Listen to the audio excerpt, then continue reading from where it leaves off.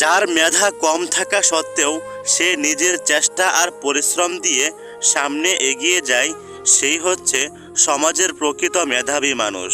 স্বার্থের টানে গড়ে ওঠা সম্পর্কগুলো অনেক টিকিয়ে রাখার চেষ্টা করা সত্ত্বেও একটা সময়ের পর সেগুলো বিচ্ছেদ হয়ে যায়। আপনার ভালোবাসা তখনই সার্থক হবে যখন আপনি রূপবতী মেয়ে নয়, গুণবতী মেয়ের সাথে সম্পর্কে জড়াবেন। এই পৃথিবীতে এমন কিছু মানুষ আছে, এরা শুধু মানুষের সামনে দিনের বেলায় হাসি খুশি থাকে, কিন্তু রাতের বেলায় খুব বেশি কান্না করে। মূল্য দিতে শিখুন তার অনুভূতিগুলোকে, যে আপনাকে তার জীবনের চাইতেও বেশি ভালোবাসে। আমি তোমাকে কতটুকু ভালোবাসি এটা জানি না, তবে তোমার একটু কষ্ট হোক এটা আমি কখনোই চাই না। আমি যেই মানুষটাকে খুব বেশি ভালোবাসি সেই মানুষটা যদি ব্যস্ততার কারণে সারাদিন আমার সাথে কথা নাও বলতে পারে, শুধু রাতের বেলায় মন থেকে বলে যে আমি তোমাকে খুব বেশি ভালোবাসি, তখন আমার মনটা খুশিতে একেবারে ভরপুর হয়ে যায়।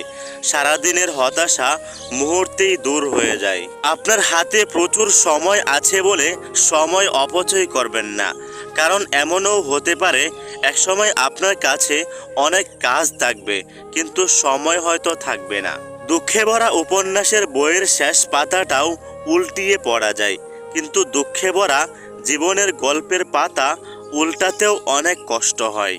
তুমি হয়তো ভাবছো যে আমি তোমাকে কাঁদিয়ে আমি খুব বেশি সুখী আছি, কিন্তু এমনটি মোটেও নয়। তোমাকে কাঁদিয়ে আমিও বহুবার কেঁদেছি। মানুষ মানুষকে না দেখেও তার জীবনের চাইতে বেশি ভালোবাসতে পারে, কিন্তু কেন পারে জানেন? কারণ ভালোবাসা হয় মন থেকে। মানুষের পেছনে যেটা হাঁটে সেটা হলো ছায়া, আর মানুষ যেটার পেছনে হাঁটে সেটা হলো মায়া, আর এই মায়া থেকেই সৃষ্টি হয় ভালোবাসার সূচনা। সব মানুষকে সমানভাবে গুরুত্ব দেওয়া ঠিক না, কারণ পরিস্থিতি বুঝে সবার সাথে তাল মিলিয়ে চলতে হয়, না হয় সবাই আপনাকে বোকা ভাববে। তোমার ছোট্ট একটা ভুলের জন্য যে তোমাকে ছেড়ে চলে গেছে, বিশ্বাস করো সে তোমার পাশে থাকার যোগ্য ছিল না। কারণ সম্পর্কের মধ্যে ভালোবাসা থাকবে, সম্পর্কের মধ্যে ভুল বোঝাবুঝি থাকবে, সম্পর্কের মধ্যে ঝগড়া থাকবে, এটাই স্বাভাবিক। কল্পনাতে গল্প সাজানো অনেক সহজ, কিন্তু বাস্তবে সেই স্বপ্নগুলোকে পূরণ করা মোটেও সহজ নয়। আপনি চেষ্টা আর পরিশ্রম করতে থাকুন, বারবার ব্যর্থতা আসলেও হতাশ হবেন না, কারণ অন্ধকার যত বেশি গভীর হয় সূর্য ওঠার সময় তত বেশি কাছে চলে আসে।